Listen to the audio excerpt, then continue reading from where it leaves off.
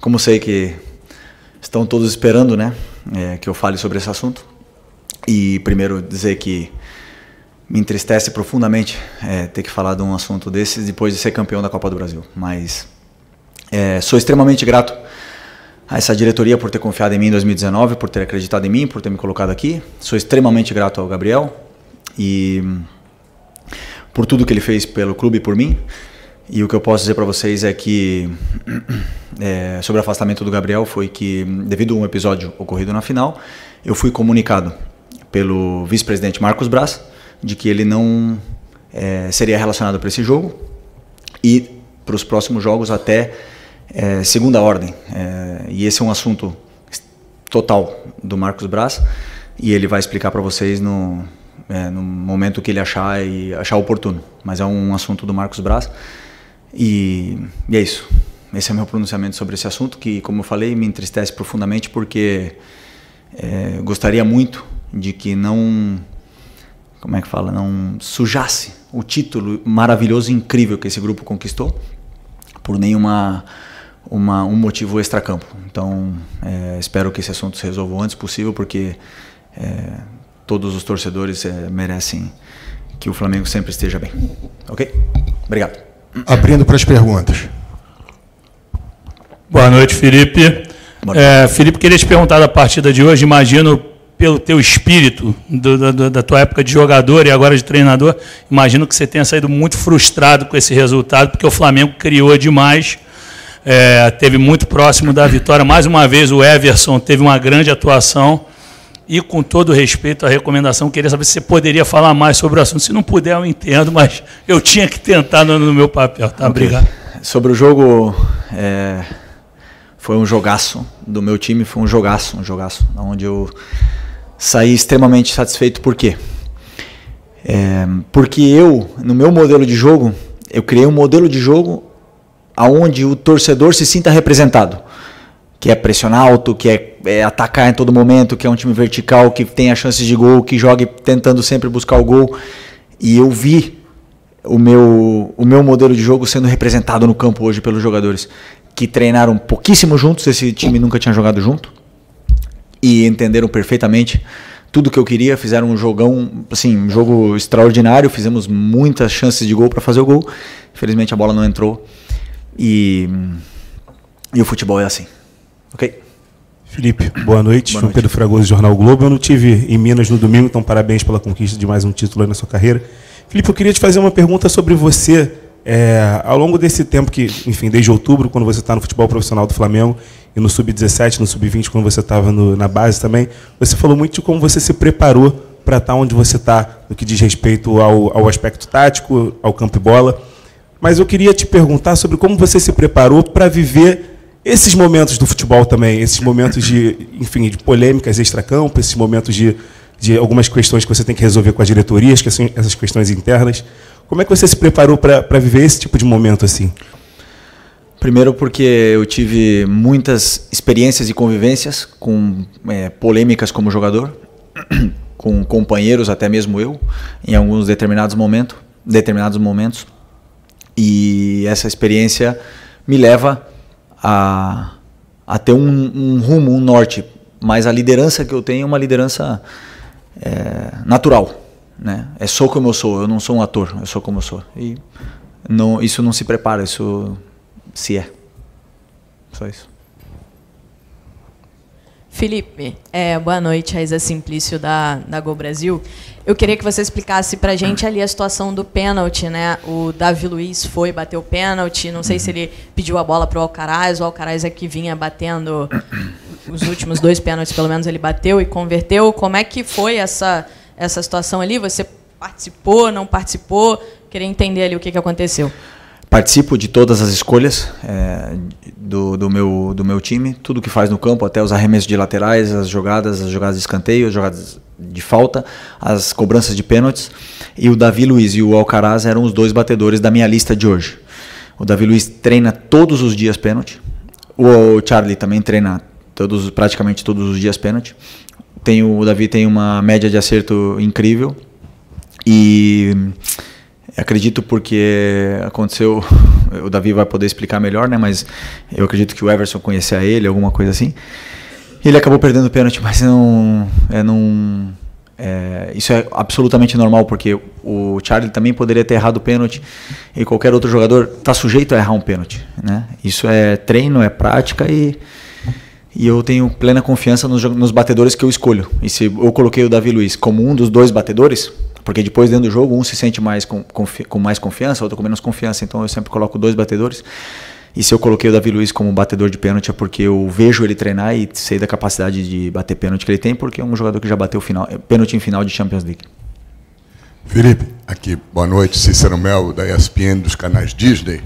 Parabéns aí por esse seu início de trajetória, o time Obrigado. Profissional com muita personalidade, né, mostrando tudo aquilo que você aprendeu como jogador e com grandes técnicos.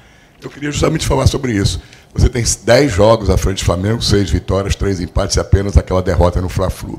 O Campeonato Brasileiro faltam 5 rodadas. E a trajetória, o que vem para o Flamengo já está tudo definido. Conquistou o título que queria da Copa do Brasil, conquistou uma vaga, em consequência, para a Libertadores da América. Já teria a vaga, de qualquer maneira, com a classificação que ele tem no momento em 4º lugar.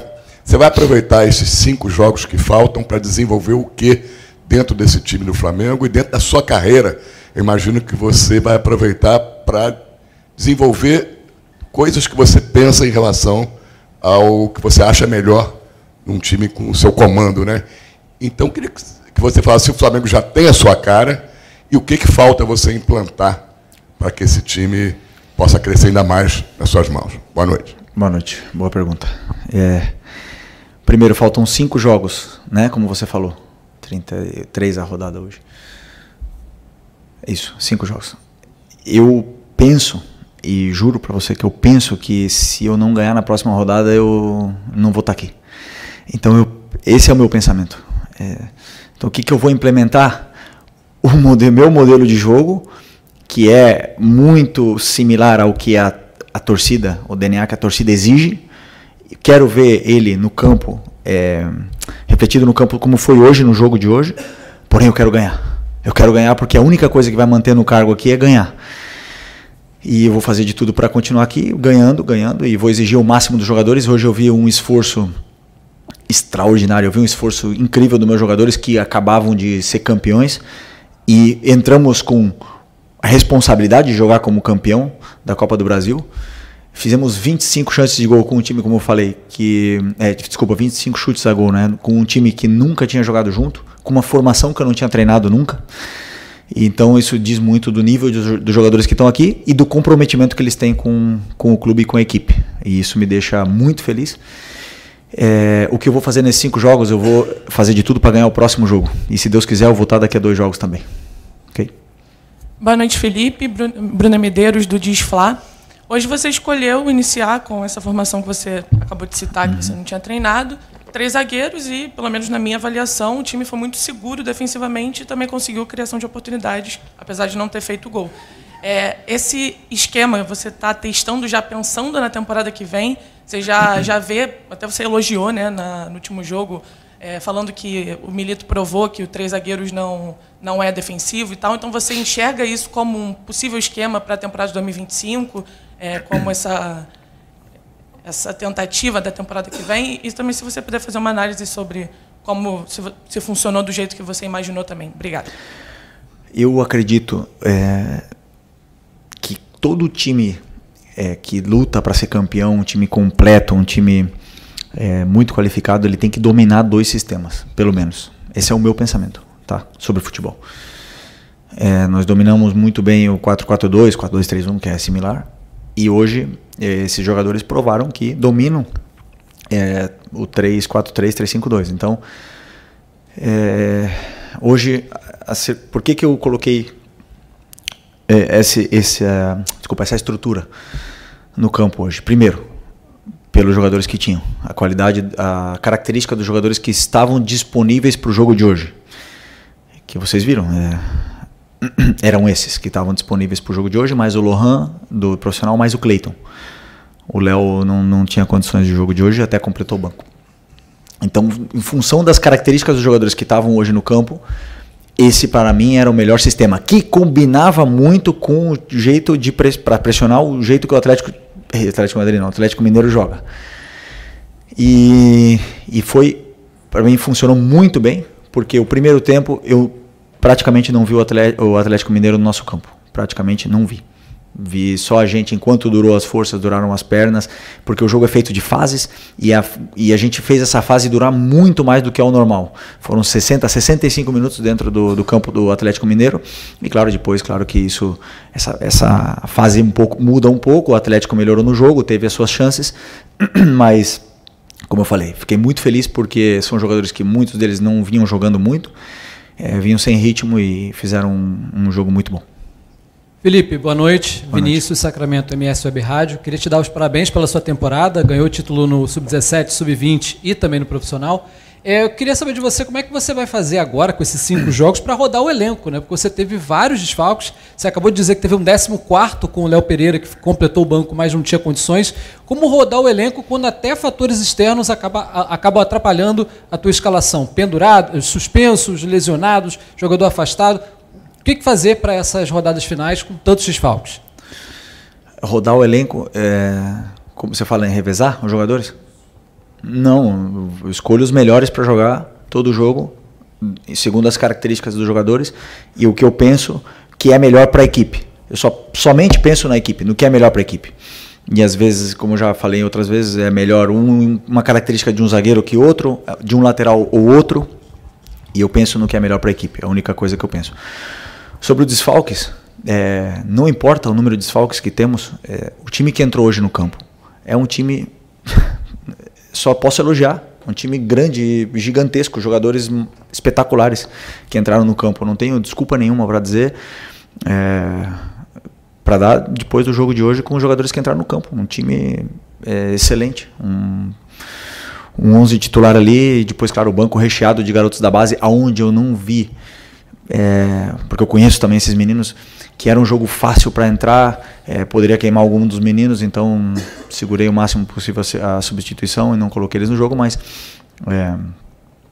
com o elenco que eu tenho não posso dar desculpa, estou muito bem servido.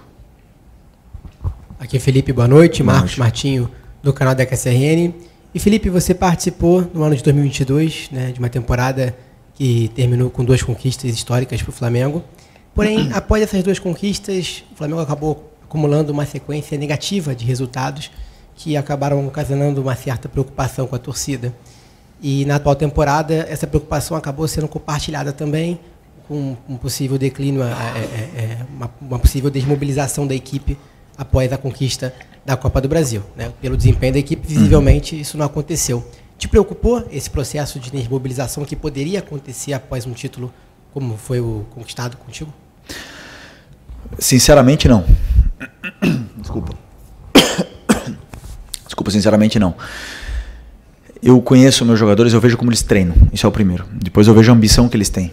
E como eu falei para vocês, eu tô com o meu cargo em jogo todas as rodadas. Eu penso isso, que eu vou ser demitido cada vez que eu perder o jogo. Então, eu vivo em estado de alerta constantemente. E quem não está no mesmo estado de alerta que eu, provavelmente não vai jogar. E eu vejo jogadores querendo, jogadores com ambição, jogadores no mesmo estado de alerta que eu. Então isso me deixou muito tranquilo no treino de ontem, por exemplo, quando eu vi eles treinando. Eu falei, eu estou muito bem servido, eu não tenho dúvida sobre o meu time, não tenho dúvida sobre a minha escalação, não tenho dúvida nenhuma, porque eu vi os jogadores treinando e querendo ganhar o jogo. Além de carregar uma responsabilidade de jogar como campeão da Copa do Brasil. E todos os outros times vêm para vencer o campeão. E isso aí que nos motiva também cada vez mais. Como eu falei, a minha fome e ambição não param. Boa noite, Felipe. Boa noite. Bruno Castanha. Você falou do Flamengo, um domínio, né, amplo, 60, 65 minutos. Você espelhou, né, a tua formação hoje com o time do Atlético. Mas você esperava, vindo dos outros 2 jogos da Copa do Brasil, essa falta, né, de espaço, ou hoje não está no mano a mano, tem cobertura, já que você botou Michael e Bruno Henrique por dentro, para tentar atacar aquele espaço que na Copa do Brasil tinha muito e hoje faltou? Obrigado. Eu não entendi bem o contexto. Você acha que você se surpreendeu com a mudança do Atlético Mineiro, a questão de um pouco mais baixo, e hoje não está no mano a mano o tempo todo, como teve nas duas últimos jogos? Não, o Atlético Mineiro não veio completamente no mano a mano no primeiro jogo da final, eles deixaram uma sobra. E hoje foi a mesma coisa. Eu esperava que eles fossem vir assim, com uma sobra também, até mesmo pelos jogadores rápidos que a gente tinha na frente. Tínhamos Wesley, Ayrton Lucas, Michael e Bruno Henrique. Então, vir pressionar mano a mano no Maracanã com esses jogadores rápidos era um risco muito grande. Eu não esperava que eles viessem assim. E conseguimos, com esse tipo de jogador super perigoso, pressionante, que o Michael, o Bruno não pararam, e o Charlie, o Matheus, todos eles não pararam de pressionar os 90 minutos. Conseguimos impor o nosso ritmo, impor o volume de jogo que queríamos, sermos protagonistas do jogo, e somente faltou o gol. Então eu não surpreendi, porém a formação e as peças, as características dos jogadores que foram a campo levaram com que o time tivesse esse domínio, na minha opinião, avassalador no primeiro tempo e parte do segundo. Aqui, boa noite, Felipe, Vinícius, canal Vini Rubro Negro, parabéns pelo título da Copa do Brasil. Falando um pouco do seu esquema hoje, acho que algo que muitos imaginaram, por ser um esquema com três zagueiros, era que o Ayrton Lucas, por exemplo, poderia se destacar um pouco mais, né? Ele que em 2023 viveu ótimos momentos com esse tipo de formação, né? Onde ele é um atleta que aparece muito ofensivamente, mas saiu até vaiado, acho que deixou um pouco a desejar nesse sentido. Queria saber que avaliação você teve da partida dele e como você vê esse momento do Ayrton Lucas e o que ele precisa para retomar a boa fase. O jogador vive de fases, ele obviamente que veio jogando o Alexandro nos jogos mais importantes, e como eu falei para vocês, eu acredito que o jogador, para render ao máximo, ele precisa de minutos e minutos e minutos e minutos, e o Ayrton não está passando pelo seu melhor momento, poderia afirmar isso. Mas, como eu falei, ele é de fases, o esquema hoje favorecia ele, mas atacamos muito pelo lado direito, porque o Wesley sim está numa grande fase. Então, e aí não favoreceu tanto o Ayrton naquele lado, e acabou favorecendo mais o Wesley pelo lado direito. Mas ele cumpriu bem a função que ele tinha para fazer, ele fez o que ele tinha que fazer, ele entrou na área quando tinha que entrar, marcou quando tinha que marcar, e cumpriu a função. Claro que sabemos que essa não é a melhor versão do Ayrton, porém, vou continuar dando carinho e esforço, e também gosto de falar dos que estão bem, né? Dos que sim estão numa grande fase, como é o caso do Wesley, do Everton e outros tantos jogadores. Felipe, boa noite. Mauro Santana, canal do Mauro Santana. Apesar do domínio da partida, já mencionado, o Flamengo ter criado, mais uma vez o Flamengo esbarra, além da excelente noite do goleiro Everson, mas da necessidade já apontada, a preocupação de melhorar a eficiência da efetivação das jogadas criadas ofensivas. Você acredita que esse é o seu maior desafio nessa reta final de temporada, até já pensando em 2025? Eu falei numa outra entrevista que eu acredito que o gol a gente não ensina, né, aos jogadores. Assim, a gente pode criar muitos recursos para eles entrar na área, para eles finalizarem e tudo mais. Mas tem dias que a bola não entra. E tem dias que, por exemplo, até pênalti a gente erra. E tem dias que, fazendo muito menos, você faz 2, 3, 4 gols. Então, eu associo isso a um daqueles dias que a bola não entrou. E vamos continuar trabalhando finalização, vamos continuar trabalhando essa frieza, eles têm que cada vez treinar mais e se sentir melhor. De cara ao gol, e eu tenho certeza que isso vai melhorar daqui para frente. Professor, últimas duas. Ok. Felipe, boa noite. Boa noite.